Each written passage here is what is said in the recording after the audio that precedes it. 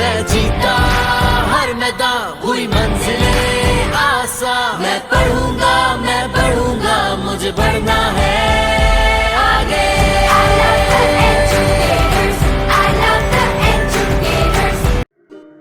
अस्सलामुअलैकुम जमात चहारम, कैसे हैं आप सब। मुझे उम्मीद है कि आप सब खैरियत से होंगे इंशाअल्लाह ताला।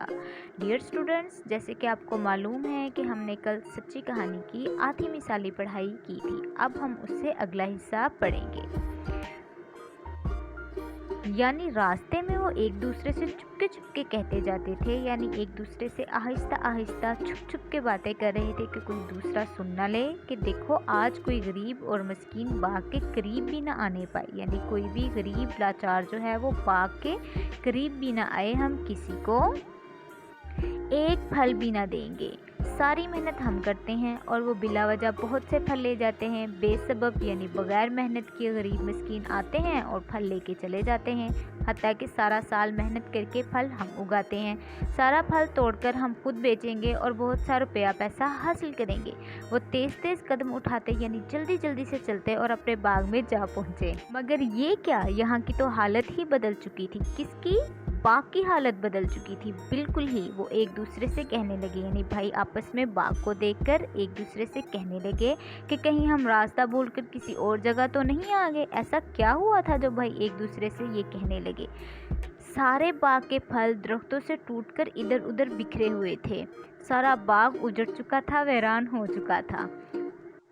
फल गल सड़ और टूट फूट गए थे, यानी गल सड़ चुके थे। बहुत बुरी हालत हो गई थी फलों की और बाग में दाएं बाएं टूटकर बिखरे हुए थे। इनकी हालत ऐसी हो चुकी थी किनकी? फलों की, कि अब ना ही उन्हें बेचा जा सकता था और ना ही खाया जा सकता था। अब वो जो भाई थे वो अपना सर पकड़कर ज़मीन पर बैठ गए, यानी वो सोचने लगे कि हमसे क्या गलती हो गई कि बाग की ये हालत हो गई है। इनमें से जो भाई समझदार था, यानी बाकी भाइयों में से एक भाई ज़हीन और समझदार था, उसने कहा ये अल्लाह ताला की तरफ से तुम्हारी नाफरमानी की सज़ा है।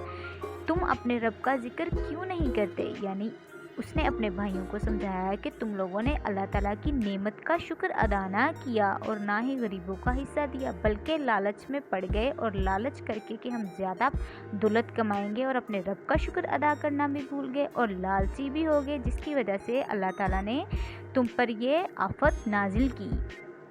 फिर तो वो बहुत रोए और कहने लगे बेशक अल्लाह ने हमें बहुत कुछ दिया मगर हम उसके नाफरमान हो गए, काश हम ऐसा ना करते। यानी वो बहुत ज़्यादा रोए, पछताए कि अगर हम लालच ना करते, गरीबों का हिस्सा उनको देते और अल्लाह ताला की नेमत का शुक्र अदा करते कि अल्लाह ताला ने हमारी मेहनत का इतना अच्छा सिला दिया कि हमें बहुत ज़्यादा जो फल थे वो अता किए पिछले साल की निस्बत, हम उसके नाफरमान ना होते तो हमारी ये हालत ना होती।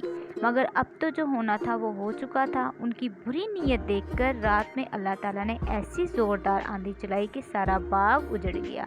यानी उन्होंने रात को ही बुरी नीयत की थी कि वो किसी को भी फल ना देंगे, बल्कि खुद ही सारा जो फल है वो बेचकर ज़्यादा से ज़्यादा पैसे कमाएंगे और अमीर हो जाएंगे। अल्लाह ताला को उनकी नीयत पसंद ना आई और अल्लाह ताला ने रात को बहुत तेज़ आंधी और तूफ़ान भेजा और सारा बाग उजड़ गया और फल ज़ाया हो गए।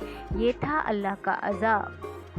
जी डियर स्टूडेंट्स, आज हमने सच्ची कहानी जो है वो मुकम्मल कर ली और इस कहानी से हमने क्या सबक सीखा कि हमें हर हालत में अल्लाह ताला की फरमाबरदारी करनी चाहिए, उसकी नेमतों का शुक्र अदा करना चाहिए और जो उसने हमें नेमतें अता की हैं उसमें गरीबों का भी हिस्सा निकालना चाहिए, उनका भी हक रखना चाहिए और किसी भी किस्म का लालच नहीं करना चाहिए, वरना अल्लाह ताला जो नेमतें अता कर सकते हैं वो हमारी बुरी नीयत के सबब हमसे वो नेमतें छीन भी सकते हैं किसी भी सूरत में।